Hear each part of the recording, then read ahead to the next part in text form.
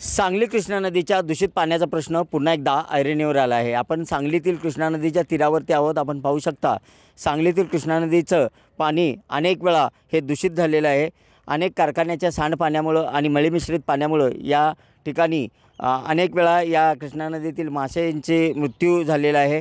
एकंदरीत पाहिलं तर गेले 2 ते 3 दिवस झालं नागठाणे आणि आमनापूर परिसरामध्ये या कृष्णा नदीमध्ये दूषित पाणी मिक्स झाल्यामुळे या ठिकाणी हजारो मासे मृत्युमुखी पडलेले आहेत। या दूषित पाण्यामुळे नागरिकांच्या आरोग्यावरती मोठा परिणाम होण्याची दाट शक्यता आहे। या कृष्णा नदीचं पाणी वारंवार दूषित होत आहे। याकडे प्रदूषित महामंडळाने आणि स्थानिक लोकप्रतिनिधी वेळेवर लक्ष द्यावं, जिल्हा प्रशासनाने लक्ष द्यावं अशी स्थानिक नागरिकातून मागणी होत आहे।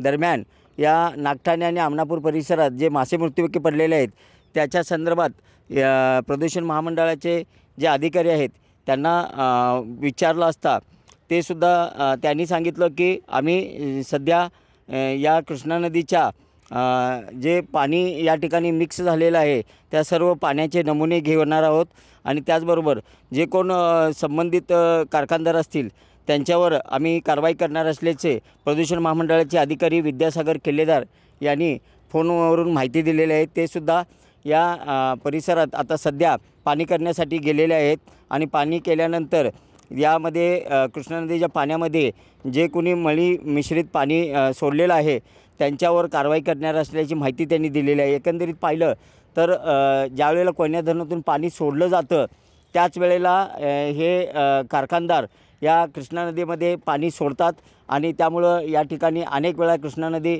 ही प्रदूषित झालेली आहे आणि याचा नागरिकांच्या आरोग्यावरती सुद्धा अनेक वेळा परिणाम झालेला आहे। यावर राज्य सरकारनं आता सध्या अधिवेशन सुरू आहे। यावर राज्य सरकारनं आणि लोकप्रतिनिधींनी ठोस अशी भूमिका घेऊन हे जे कारखानदार आहे त्यांच्यावर ठोस अशी कारवाई करावी अशी स्थानिक नागरिकातून मागणी होत आहे। राज्य सरकार आता काय भूमिका घेतं हे पाहणं महत्त्वाचं ठरणार आहे। कॅमेरामन सुजित सोबत मी शंकर देवकुळे, TV9 मराठी, सांगली।